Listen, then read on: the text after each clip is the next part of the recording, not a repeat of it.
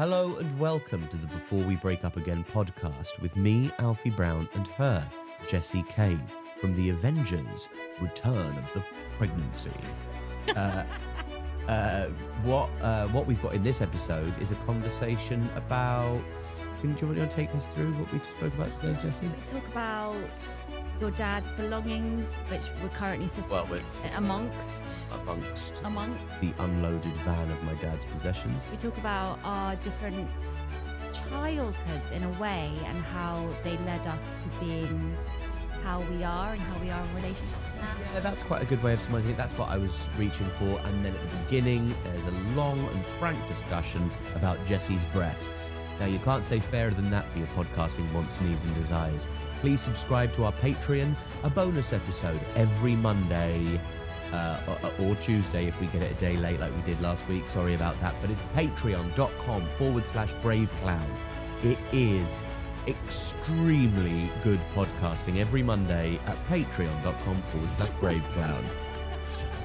Oh, that sounded like you're a little boy. It is extremely good podcasting. Every Monday at patreon.com/braveclown. Let us know in the comments below what you like, what you don't like. We have a symbiotic relationship and we're all a community of this podcast. So let us know everything that you think. Lots of love. That's enough, Alfie. Enjoy the podcast. Lots of love. What are you going to sing for us, Alfie? If anybody can tell us the first chord, what song this is the first chord from, they win a prize.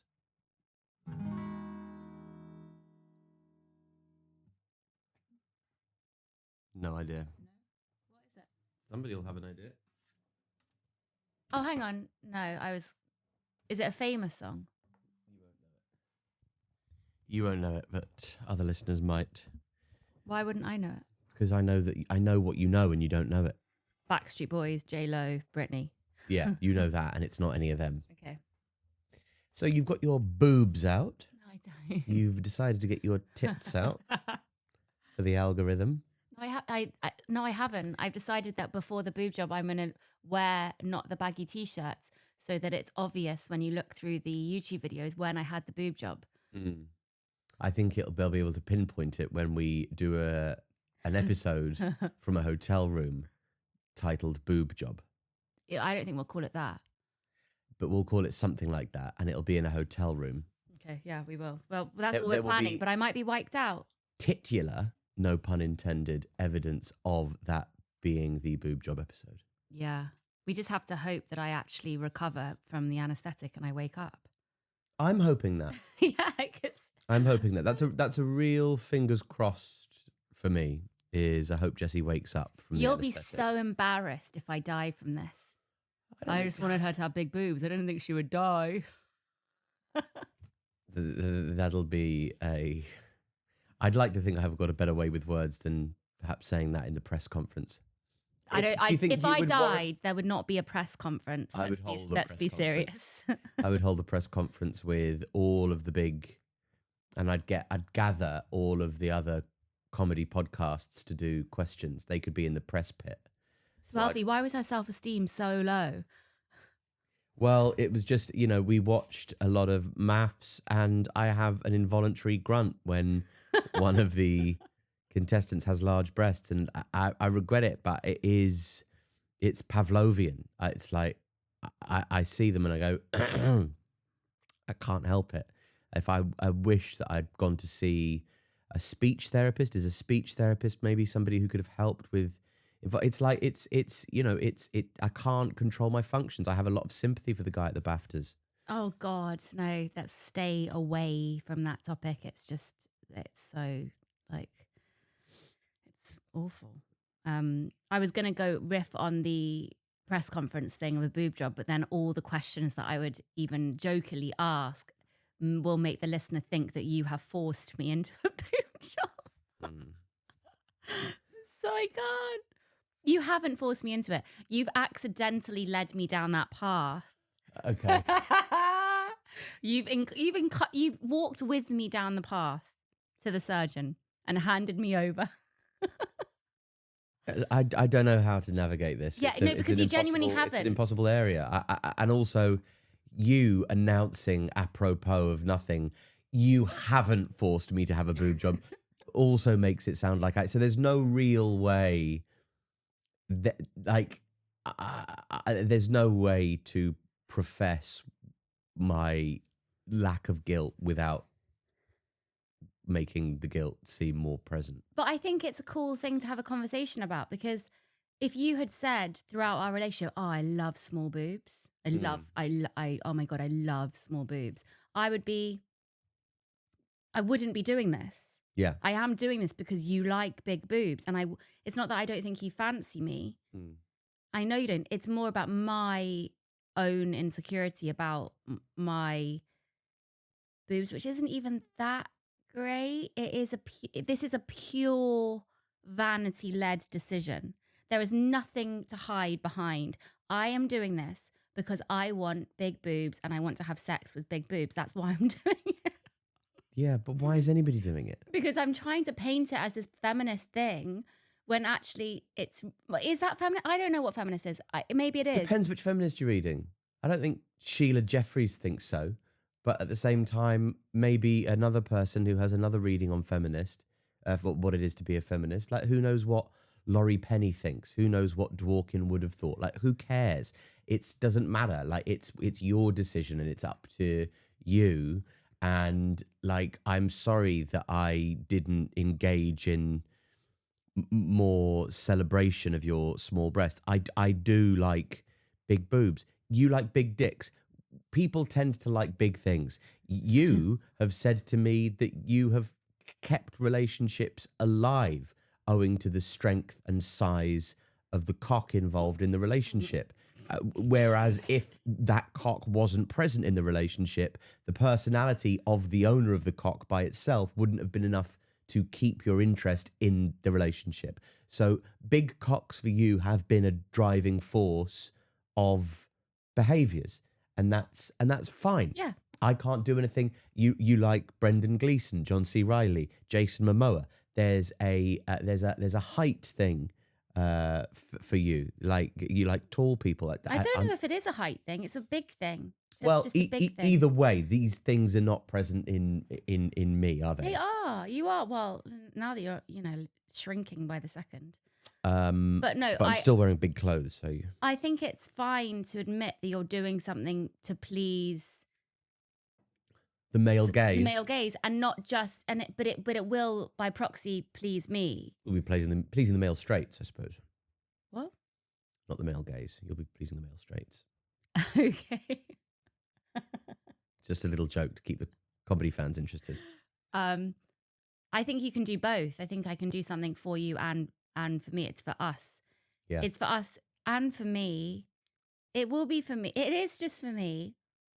But I can't lie about this. Like, I am doing it because I want. It's like a present. I'm looking forward to giving you a present, but it could backfire so spectacularly. Like, it could be so painful for so many months, and I could whinge. I could whinge now for 18 months solid. Like, I can't believe I've done that. I could ruin. You might look at the big boobs and resent them because I've whinged so much. Yeah, it could happen. Like, we could catastrophize about all sorts of different eventualities. And let's. I don't really see what good it does us to think about all the most negative outcomes of any given situation. But they are real, I suppose. The risks are real. I mean, what I'm trying to do is go into it as if I'm going in for, elbow surgery. Right. Not that I've ever had that. To wank on your elbows. I'm just trying to think of it like, oh, okay, let's just go for. I'm just going forwards as if it's the most. It's just a procedure to happen, and I am going into it conscious that yes, this is a massive change, but I'm trying. I'm on that train now. There's nothing I can do about it. And I'm really excited. I'm really excited, and I am looking at myself in the mirror now with a different perspective. You can have your Erin Brockovich moment. They're called boobs, Al. You know, that bit in Erin Brockovich. Yeah. Is she looking in the mirror? No, the owl is looking at her boobs. Oh, yeah. She's trying to she's trying to go like, the water's dirty. And he's going, yeah, but what about your tits? Yeah. And she goes, they're called boobs, owl. I might have misremembered certain details of the scene. But Yeah. I'm quite sure that that's the general. I used to sell a doodle with that line. They're called boobs. Yeah, that was one of my favourite films. I think it is still one of my favourite films. So you sold a doodle with that line in it? I didn't sell a doodle, I just did a doodle and it was on my website. Yeah. Of just me trying to draw Julia Roberts awfully. Right. Yeah. I had a couple of lines like that. Like from films that I liked. Like one from Thelma and Louise. Yeah, one from Breaking Bad. Don't bullshit a bullshitter. Mm-hmm. I'm not sure that that's from Breaking Bad. Oh, right. So it's quite an old. Is that? I think that's quite a broadly used expression, isn't it? Don't bullshit a bullshitter. I don't know. It's going to be fine. It's going to be good. And I need to sit up straight and make the most of my small boobs. Yeah. Sorry if everyone's really like grossed out by us talking about this kind of thing. Well, maybe they are. Maybe, but that's the gamble that we take every time we sit behind the microphones, isn't it? Sorry if the thing that we're speaking about is not the thing that you'd like to hear about, but it's the gamble we take every time we make an episode, and it's the gamble they take every time they switch on. And it is current. This is what we're leading up to in the next couple of weeks. So. Yeah, the big news is Jesse's boob job. Alfie is quickly becoming a practitioner of stand-up comedy with my various teaching roles around the city. It's crazy. And almost got a new tour almost on sale. My special passed 100,000 views. That's so cool. Yeah. That's so cool. That's news. Yeah. I've been solo parenting. You kind of. Nose to the grindstone of parenthood. Heaving all the kids out the door in the morning. Heaving them back after school. Preparing a delicious and nutritious slap-up meal. Let's be real. What does it mean for a meal to be slap-up? Just for a second, let's just be Jessie, truthful what about does it the mean situation of your solo parent. For a meal. Slap-up meal is just like a big fucking meal. And you don't make slap-up meals. You actually underfeed the kids when you're with them on your own. You feed them just protein and vegetables. They need calories. And my mum as well. When I get back from being away and I look in the fridge and I've left all this yogurt, the yogurt is the main the little ones, that's their main calorie intake is from fucking yogurt. And you just leave it. You don't give them that. You just give them their meal. They need snacks and food constantly because they don't eat very much at school. Okay, well, don't go. I have to go because I have a job.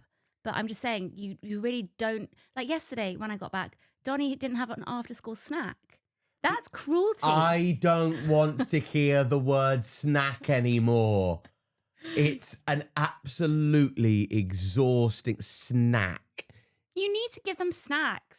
The snacks are the main calories. Because if you're only going to give them protein and vegetables for dinner, then they're really not having enough carbs. So you really do need to think that through more. And also, when I go shopping, Alfie confiscates. He hides the things that I've got because he doesn't think they're good for the kids. So that's their calories. You're a mean man. I find it too frustrating. They won't. And you're forcing me to get a boob job. You're a mean man. He's not. He's a good man. He's more. Yeah.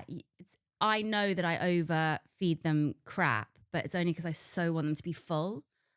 I just want them to be full at the end of the day. Just go into bed full so they sleep. That was the opposite of what you used to say to me. Well, yeah, for us, we need to go to bed starving. Yeah, that's what you used to say to me. You should go to bed hungry. It's good for you, Alfie. Well, I don't agree with that anymore since I've got Because you more... forced me to lose weight. I didn't. You forced me to lose weight. You said, hey, you fat little fucker. Why don't you lose some stupid weight?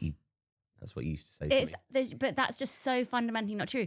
For years, whenever I would accidentally open your diary and read it, it would just be, dear diary, I want to lose weight. Can we just let's analyze that as I a didn't really read thing. it. I didn't read it. It just would be the thing. For years, when I would accidentally, whenever. So let's listen to the word whenever. That's a frequent occurrence. Whenever I would accidentally, that word's a lie, open your diary and read it. So you've accidentally opened a diary, observed it as a diary, a traditionally private thing, and then proceeded to read what is in the diary Well, so basically, you What if I have. was fantasizing about other women I would, as I am, as is my right in my private diary? I would love it if I read that in a diary. Do you know how depressing it is to open it, what looks like a new moleskin, an untouched moleskin, and to think, oh, I can use this because he's not touched it. Open it. There's one page that is just a list of things you want to change about yourself. Whatever. It's so sad to open that. And that's happened over the years about 10 times. Whatever branch of neurodiversity it is that causes the purchasing of new notebooks, the writing in page 1 of the notebook, and then the abandoning forever of that notebook, whatever that is a symptom of, that's what I got. You should just get That's what I've got, and it's what Adam Rose got.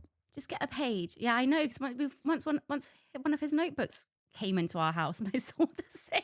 Yeah. I saw the same thing. It was like one page of notes for a show, and then the rest was just it's Empty really pages. Sweet that you do that, but it His wasn't- breaks my heart. His wasn't a list of. His was just some jokes. His wasn't a berating, self-loathing passage of piss. God. I 250 press ups a day, 80 grams of protein, zinc. Blah, blah, blah. Those are all off.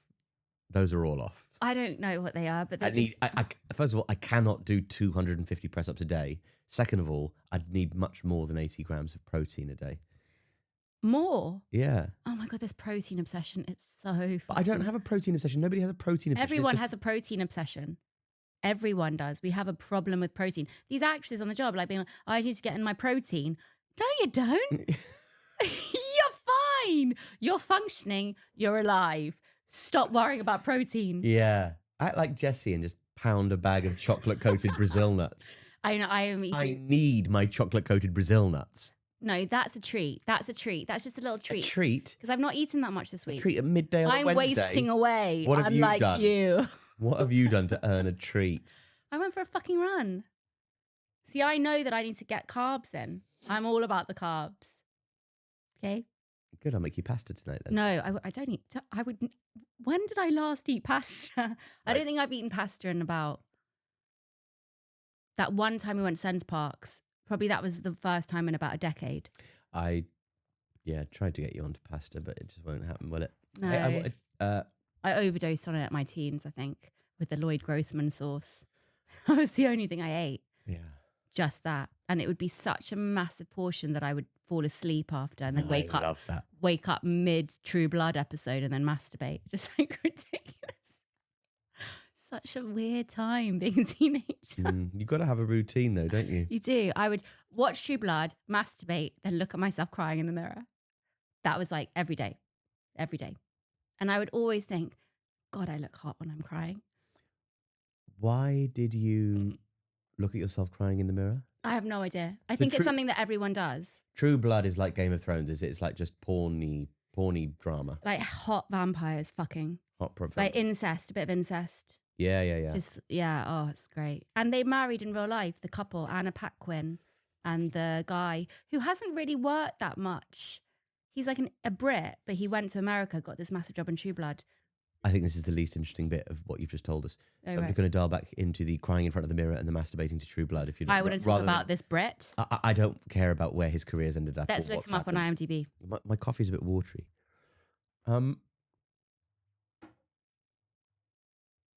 So what were you doing? You'd masturbate in front of, how old were you when you were masturbating in front of True Blood? Like 16 to 18. 16 to 18? Mm. I'd say that's quite old to be masturbating. Oh, I True came Blood. to it very, very late, yeah. Masturbating? Yeah, like pre-rape, I didn't do it. And then post-rape, all the time.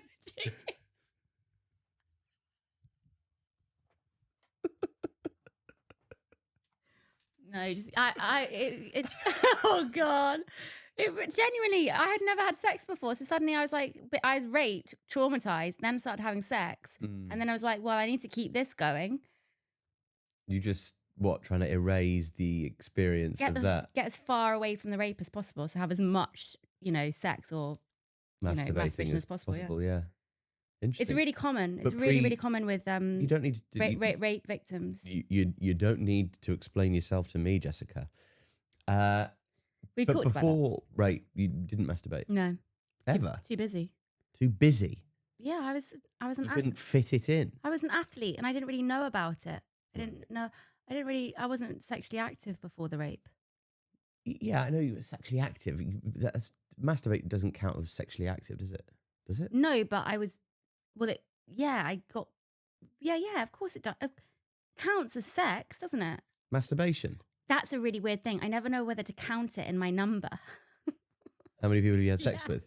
I never know. What? So you would go like, oh well, 17 consensual, then 18 if you count the non-consensual. Yeah, it's really weird. Yeah. Well, I suppose you can specify. Somebody's asking. It's a little fun. Anyway, let's move away from this topic. Well, I liked crying in front of the mirror because it was, I guess, my way of realizing that I liked acting. Yeah. I enjoy, and weirdly, Margot, our daughter, she says very proudly now, "Mummy, I can make myself cry in seconds. Do you want to make me cry? Tell me to cry. Tell me to cry." It's like a compulsion, a weird studying and analysis of yourself, and it's kind of getting to know yourself and your face. And I understand that, and I have also looked at myself in the mirror whilst crying, because you are contorted and in a moment of extremity. And what I would do when I was crying in front of the mirror is I would pull funny faces. So like in tears, I would sort of gurn in front of the mirror to prove to myself that I still had control over my face and my functions. And it was a way of going, I'm not locked into despair. Even in the moments of crying and doing this thing that is you feel compelled to cry. It is a natural reaction. It's involuntary. That's the word I was reaching for. Whereas, I mean, apart from in Margot's case, apparently, crying is an involuntary reaction to a certain feeling or set of feelings that you're having. So in order to try and prove to myself that I still had control, I would gurn in the mirror. yeah, But I was also fascinated by what I looked like and trying to analyze what it was that I looked like in this moment that was supposed to be so in something so in the moment. Crying is such. so when you were doing it, did you know that it was about control, or do you know that now? Because I don't think I realized I just did it. It was just I was going through the motions of doing it, and I didn't analyze it at the time. You didn't think that this was a strange thing to be doing? No. Why were you crying? Because you'd masturbated? No, I don't think it's that Why were you connected. crying? I wasn't even upset. I was just looking at myself crying. I was looking at, I guess I was looking at what I looked like. I thought it'd be interesting to look at what I looked like crying. But you're saying like that you looked at yourself in the mirror crying like it was as frequent a player in your routine as masturbating and watching True Blood. It was really frequent, but I just don't know why. I didn't think about it that much. I don't think I thought about it much. I now look back at things in that period of time and I'm like, oh, I was struggling and really masking. Like those 2 years in sixth form were really hard work in terms of pretense. Yeah. I was just constantly pretending that I was confident, I was happy, I was funny, I was a clown, I can act, I'm fine. Constant. And I look back and I think I was so burnt out by the time I was 19. No wonder. Burnt out from pretending for so long. And I agonized. My diaries went mad between 16 and 19. Like chronic writing. And then when I went to art school and then tried to go to university and got super thin and anxious, and like my diaries became like I've got them. Yeah. Mad women. Like there's Jessie and I. This is relevant. Jessie and I are watching a program at the moment called Mr. Mercedes, about a serial killer, played by Treadaway. Yeah. First name. Sorry. That's a big mouthful of coffee, isn't it? It's a very big mouthful. Harry. Harry. And he plays this sort of mad murdering serial killer guy. And he also keeps journals and diaries. And when I saw them in the program, I thought, oh, they look familiar. Is that who keeps diaries? Oh, it's Jesse. Jesse's diaries look a lot like the serial killer diaries Yeah. of his character. Oh yeah, and at Brady. the time between those ages, they looked even more like a dangerous person's, because they would have like little rip outs of newspaper articles or buttons or found stickers or found bits of litter. I went through a phase of just taking photographs of litter. Just mad. But it was I thought I was being an artist. Well, you were. Well, I don't know if I was. Well, you were just expressing yourself through what you saw in the world around you and trying to collect a composite of the world to sort of recognize it or understand it. Yeah, but do you have the phase that I think 16 to 20 is really hard. Did you have an I guess you were kind of protected from it because you quit school. Well, that was the good bit, 16 to 20. And you were hot. Mm. You were like in your prime in a way. And you were finding stand up and you were living with your dad. Well, at 17 years old, I started rowing. And on the machine. On the machine. And I lost a lot of weight. And I also grew about 3 or 4 inches between like 16 and 17, 18. That's great. So I became a good height and slim. Oh my God, I would have loved to have known you then. What, pre or post? Just I would have loved to known you as a teen. I think we would have got on. I think if you were able to see through me at 26 or 20, even younger, you would have been able to see that I was in this weird space then. Because I think I did make people laugh. I think that I was liked, but it was obvious that there was something different about me. And I think that I'm pretty sure I would have been able to see there was something different about you. Yeah, I would have liked that. And sadly, we were so far away from each other, working just next door to each other on Oxford Street. Crazy. Actually mental. So just to kind of finish this off, you were crying in front of the mirror. Were you making yourself cry? Yeah. Right. So I wouldn't do that. Yeah, I would only cry if the circumstance required it or had inspired it in me. It was a really strange road that we lived on as well, because I was actually talking about this with the kids, because Ten's weirdly learning about houses and flats and what type of places people can live and cottages and bungalow, those words that he's learning. And then he was asking what we live in. And I was like, well, we used to live in a flat. Now we live in a house. And I was trying to explain the different ways you can live. And then I thought about growing up and the road that I lived in for most of my, like from 10 to 24. Yeah. No, 23. Was a quiet road in Ealing, London, kind of suburban, but not. But now I don't think it would even qualify as suburban because it's more central than, I don't know, whatever. But the road had these very particular neighbours, and my bedroom looked out onto the road. So I would spend hours watching people in the windows. Like hours just looking at what was going on in the street. And now I think of that time as how amazing that I wasn't on a phone and I wasn't, on social media. I was just looking out the window, learning about, I don't know, looking at when he was taking the dog out or when she's getting undressed or when's that kid going on to his karate club. And I don't know, it was, I really hope that our kids have that time for very quiet development. Yeah. What do you do with your time as a teen without access to permanent? What I used to do is I used to play songs, a lot of Marvin Gaye, and sing along to it. Oh, that's great. Yeah, And having a CD player and having to put in one CD at a time. And so I thought if I could sing and get all the notes and sing along really well to Let's Get It On or Your Song, then I'd be a really good singer. And amazing. uh, That doesn't happen now. I mean, I had a TV in my room, which was a mistake. They shouldn't have let me have that.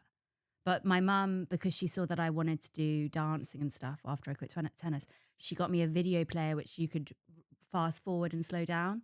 And I would just get one video of J Lo and just fast forward and speed up, fast forward and speed up, and learn exactly the dance moves she was doing and do it over and over again. And then the Fugees, I was obsessed with the Fugees. please leave a comment if you find there to be something slightly off about the way that Jessie pronounces J Lo. Like J Lo, like what is what? J Lo. Love her. I just love her. I know you do. Then why can't you say her? J Lo. That why that? So maybe I'm going mad. Maybe I'm going mad. And please tell me if that's the case. I'd love to be across that information. But J Lo is not the J Lo. That Okay, J Lo, Jenny from the Block. J Lo. That one video, Love Don't Cost a Thing. I learned the entire dance. I would do it again. Then Ooh La La La by the Fugees. I learned that dance. Did that again. So the kids, I really worry about if they would even know that it's a possibility just to go and look out a window for a bit without needing to be constantly occupied. I think looking out the window for a bit is a stretch. But I got my guitar. So we should probably just explain Oh yeah. why the room is like this. I think listeners will probably have worked it out. We're moving. We're moving back to London to a tiny flat. Anybody who is listening to the podcast, I am surrounded by my father's bits and pieces. Just here by my foot, there is a late 80s Sony 3-head tape recorder thing. A couple of Mackie speakers. They're apparently quite good. Bag of his shoes. Alfie's the same size as him, which is lucky. It is lucky. He had good shoes. Good, yeah, he had a good taste in shoes. A Glockenspiel. You see the bongos? Are they all right? They're not like, are they culturally, like, is that all right to have those bongos? Is that a thing? Are we going to get, is that okay? I don't think it's okay to ask that question. No, because somebody said to me, somebody joked to me, like, is it all right to like, yeah, but if they're kind of, okay, cool. Who are you associating bongos with? I don't know. Just somebody said they're not kind of like, I don't know. I don't know what I'm saying. Somebody said something like, "Oh, I hope that they're these type of bongos," and I was like, I didn't know there were different types of bongos. Look, there's more to worry about than having like they could. Look, if there was some steel drums in there, you're allowed to play steel drums. I know, but I'm allowed to learn how to play steel drums. The kids like I'm allowed to learn how to play the sitar if I want to. Our kids are obsessed with looking at music videos through YouTube now, and I showed them. I'm showing them like Backstreet Boys and NSYNC, all of them, the faves. But then we stumbled across Hanson and the video Mbop, and our 5-year-old got long blonde hair, and he saw the drummer. I don't know, Zach. Was it Zach? Taylor, Zach, and I can't remember the other one. I loved Hanson, and the drummer had lots of little plaits. And so Tan immediately wanted me to do that to him. And I thought, is that okay? Can I do that? I have this constant fear around like if you whether or not you can plait your little boy's hair. I know. Like it's just that's too don't like. But is it cultural appropriation? I don't know. It's not, because you're not appropriating a cult. It's like you're appropriating Hanson. Yeah, exactly. But then what's Hanson doing? But anyway, that hairstyle I think is fine. It's other ones you've got to be slightly worried about. It's not like you sent him to school in a bindi, is it? Okay. Anyway, he's gone into school for the past 3 days with the plaits in. And the teacher this morning did look at me like she wanted to have a chat. Yeah. She was like, hi. And then he'd already gone in, and then I had to leave. Yeah. I mean, you shouldn't be doing it, but... I will take them out today. I think he just loves them so much. There's drums, the Indian drum called the tablas, but and there was a boy at school called Bipan who, like, whenever we were dancing in dance class, Bipan would play the tablas. And I went, is he not ever going to get a dance or what? Or is he just, because he can do this thing, he's got to play the fucking drums for us every time we want to dance? And we're all dancing around the hall.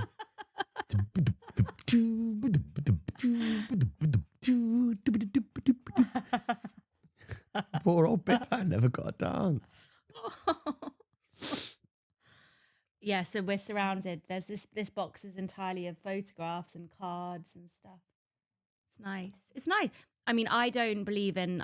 We've spoken about this, but I walked into the room and I immediately got a hit of your dad. I was like, oh, fuck. I felt it feels different in here now. All of his stuff. Well, It's yeah. like an energy. What was it we talked about the other day? Like spiritual imprint. Oh. Okay. Yeah, there's definitely an energy. Oh, is that a painting? What's that? Oh, yeah, we've got a couple of paintings, yeah. What is that? We've got a couple of paintings. Are they nice paintings? That's for Are you they to- up to the standard of my grandma's? It's for you to decide, Jessie. Are they religious? They're not religious, no. Well, then they're not good enough for me. No. I only like incredibly Christian artwork. Yeah, there's that rather enormous angle poised lamp that we've got on the Oh, wow, desk I now. didn't even notice that. And this rather expensive Mac monitor. Okay, maybe we have to worry about getting robbed now. I think we had to get worried about. We always have to worry about getting robbed, especially seeing as the lock on the front door's falling out. Hey, can we just, yeah, that's... Yeah, and our address, by the way, is. I left all my stuff in a hotel room with the door open for 3 nights this week, and it was quite nice in a way because I just thought, well, there's nothing I can do about it now. Like if it's got stolen. And the embarrassing thing was I just gone and bought a load of OnlyFans props. That's not your go-to mentality usually, is it? No, but I just thought there is nothing I can do. And it was more important for me to come home than to go back and check. And I thought, no, I'm going to just risk it. But I just got this kind of really embarrassing, like, I got like a floral garland for my hair and then a bondage leather belt and some lace gloves in their package, and I'd left them on, like, for me to remember to do some content later. So whoever goes into the hotel room, would have just completely been like. And then my tripod has a sticker on that says Jessie Cave, and then I had my stick-on lights, so it looked like I was. I look mad. I look mad. You look very pretty right now. Thank you. You do. You look like you'd be in Far From the Madding Crowd, or. Oh, audition for that. No, not this version Oh, right. that I'm talking about. I think Oliver Reed is in the version I'm talking about. Right. Thank you. That's nice. What did you audition? Who did you audition for? I don't know. Something like some Carrie Mulligan's cousin or something. Right. Carrie When you- Mulligan. Carrie Mulligan's fat cousin. Carrie Mulligan's fat cousin who hates herself and has 4 kids. Yeah. I wonder how many kids she's got now because she's religious, isn't she? I could ask. Yeah, you could ask. You could ask. Mhm. I'd like to know. I'd like to know some gossip. Her dad's a big Evertonian. Is he? Mm-hmm. Her dad? Is she from Liverpool? I don't know. Her dad is a big Evertonian. Okay, how do you know that? Because he came to watch me do stand-up once, and With Marcus? Kerry, yeah. Oh, she watched you? Mm-hmm. That's cool. Did she hate you? No, we had a nice conversation afterwards. We spent the evening, we didn't spend the evening together, but we like. Did you have a threesome with Kerry and Marcus and the dad? A foursome? No, I didn't have a foursome with Kerry, Marcus, and Kerry's dad. Has her dad nice? Yeah, very nice. Has the sort of there's a calm glow to the parents of people who are doing extremely well. Oh yeah.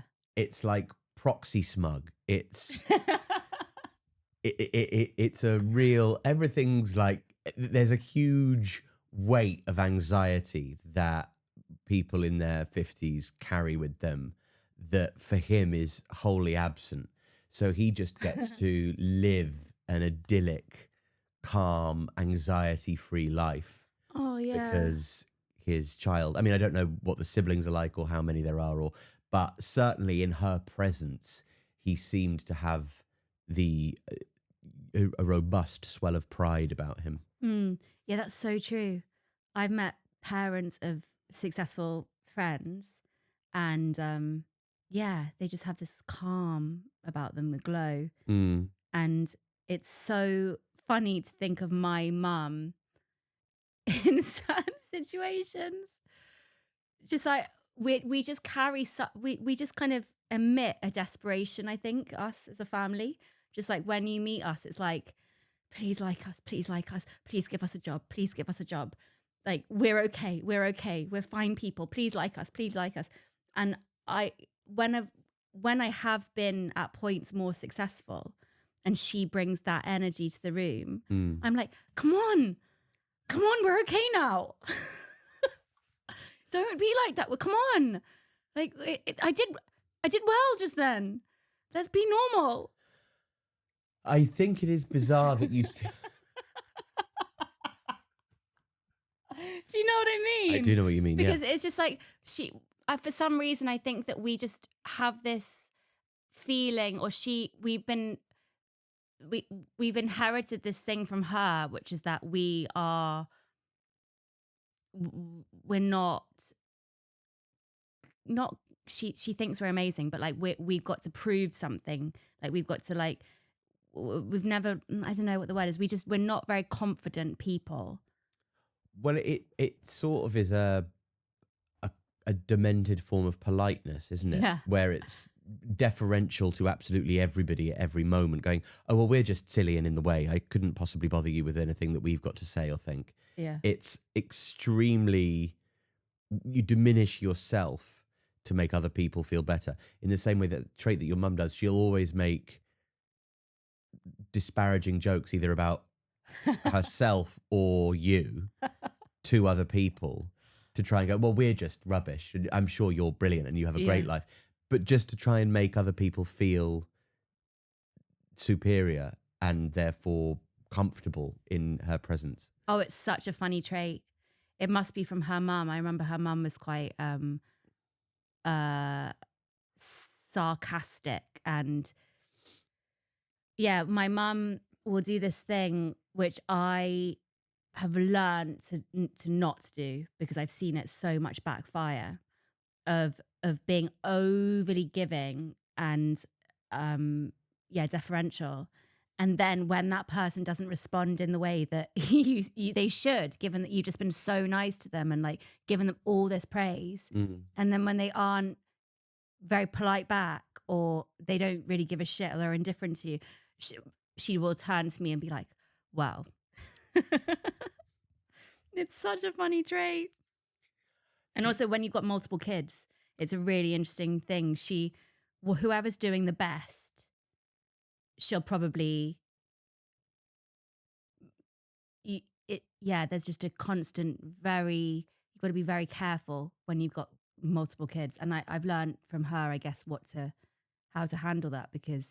Sorry, so whoever's doing the best, and then what was the end of that thought? Well, I think because I seemed like I was okay before some of my other siblings, maybe, I don't know, in terms of like I'm more robust, or I don't know. You were the first one to get a break. Yeah, probably, yeah. I was the quickest to be joked about.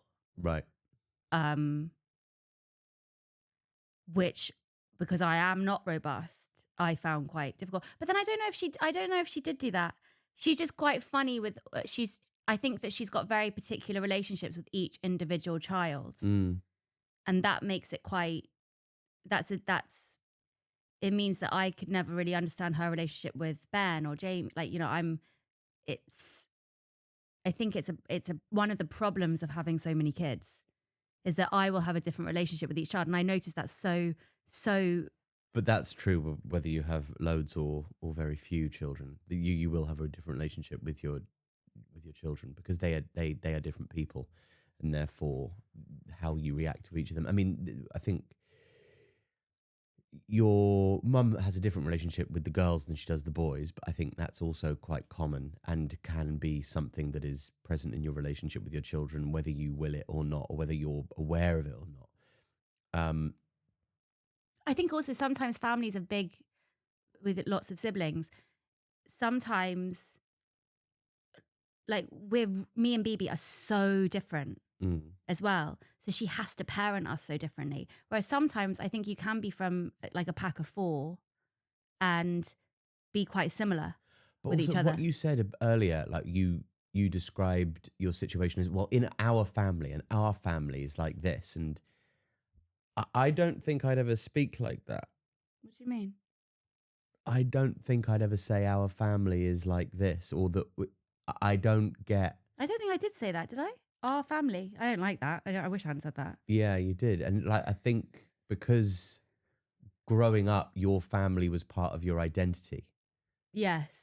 Yeah. And I don't think my family or being in my family has ever been part of my identity I as a human know. being. And yeah, I found that quite weird at first. You're completely your own identity and your own entity. You just, yeah, you're just fully formed almost from nowhere. But well, it's not from nowhere. I still feel like I'm my mother's son and have various traits of hers that are in me, and same with my father. But and I am a product of our family life and growing up in that family. Obviously, they broke up when I was like 6 or 7 years old, and then I went off and did a few other. There were a few other families to be a part of. Yeah, but also because you had relationships from quite a young age. Sorry, I think because you had relationships from such a young age, you had, with women. yeah, with women. Oh, that's what you mean. Like when Yeah. I was 16. Yeah. Right. I think that you were formed by those people too. Whereas because I was at home so much until I was 20, until I moved out at 24. Yeah, I think actually having also very close friendships from a very early age. Like I had a lot of best mates. I had like Thomas from nursery school all the way through to like we're still friends to this day. Then Joseph, then Lorenzo and Tom. Uh, and then I started having relationships and met Henry, which is an extremely, extremely close. Like a brother. If me and Henry had gotten into a romantic relationship, I don't think we'd have seen each other as much as we did. Like every single day. It was completely codependent in a way. Yeah. I think it really slowed both of our careers down. Definitely. Yeah, very, very codependent, enablery in terms of, well, we don't need to do it. We can just I had almost the polar opposite. drink beer and play FIFA. Completely the opposite experience. Yeah. Like it was very, like I had friendships and stuff, but they were so toxic. And it was like a safe place being at home. I loved being at home. So, and then because I had a sister who was 10 years younger, who I'd longed for after having three brothers, like when she came along, it was like, and that's what's so evident in these photos that I collected from my mum's the other day, because she's also going through all of her stuff, blah, blah, blah, blah. And we saw these photos, and there's these photos of me and BB when she was born and up to when she was, about 6. There's just these photos of me and her, and I was not in a photo without her on my hip or her doing my hair, me doing her hair. I was absolutely entranced with having this baby sister, and it meant that my home life was so different, because suddenly when all my friends were going out fucking getting fingered in the park and drinking cans and By me. probably it was Ealing, I wanted to get home. I wanted to like watch TV in my room with my little sister, and like it slowed me down as much as it was amazing, but it meant that I didn't go out as much, and I was very sheltered in a way, so that when bad things happened, it meant that it forced me more back home, because it was like, that's danger out there. That's gonna be so devastating. Don't do that. Stay at home. And that meant going out into the world, like when I went to Manchester and stuff, and when I went back to art school, and everything was so, I felt I just found it so hard. And I now think about Margot and thinking, oh, like if we had that baby, and it had been a girl, say, it would have been exactly the same age gap as Margot and as me and BB. And it would have been, I would be, as much as it would have been this massive gift, like it, in a way, it would be history repeating itself. And I quite like the fact that that you've managed to diverge ever so slightly from your own family upbringing. Yeah, because even though it is only very slightly. It's exactly the same. Like my mum had boy, girl, boy, boy, girl. Yeah. Like I'm a spitting image of my mum. I sound like it's crazy. Yeah. So yeah, it's really interesting to think about. And now you want to stop working so you can be a full-time. I don't want to stop working. Okay. My agent listens to this.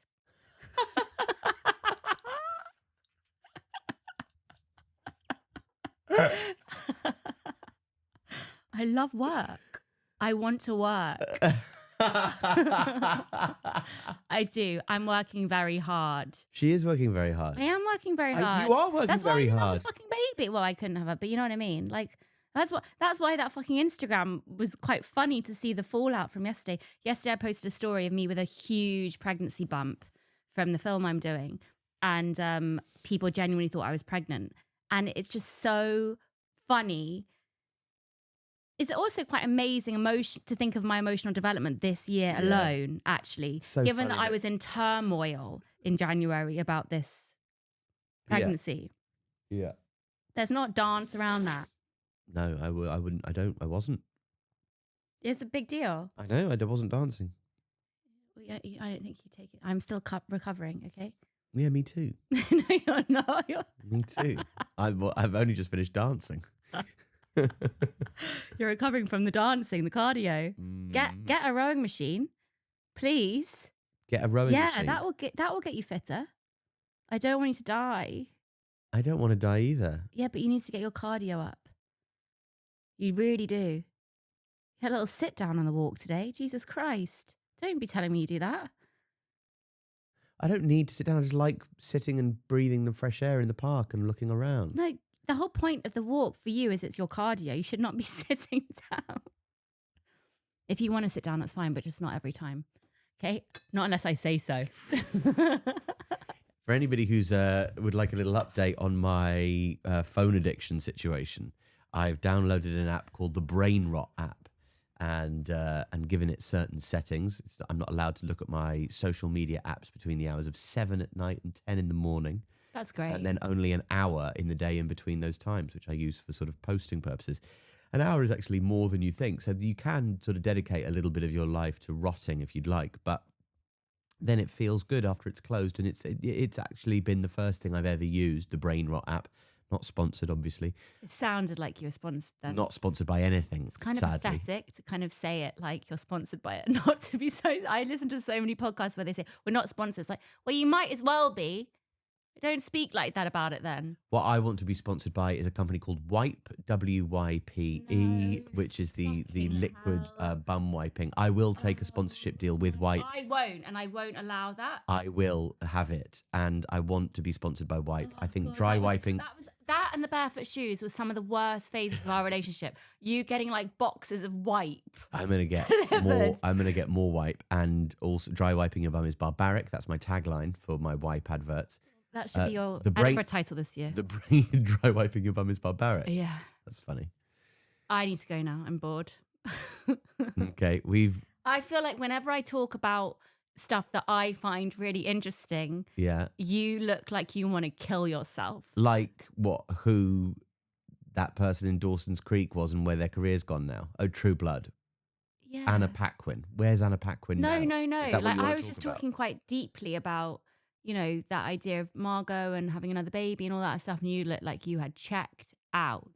I think it's quite hard to continue podcasting for 53 minutes. Okay, cool. Let's stop then. The Have a Word boys have a break. Okay, cool. Well, yeah. They have a break at like half an hour or 45 minutes. That's the maximum. Let's get their manual and copy everything they do. But I do think there's something in that. You should have a little break. Yeah, we should. That's a good idea. They do it well. Let's split the podcast up into sections. We'll do questions in the second. That is what they do. Okay. We should get Adam as like we have a little voice note of Adam, and every so often we talk about Adam so much. We should just get him to voice note in stuff. Well, I'm on that podcast. I'm one of the little sounds they use. We should genuinely get him to so ask maybe we should questions. have them going. Wag wag lids. Right, say goodbye. Bye.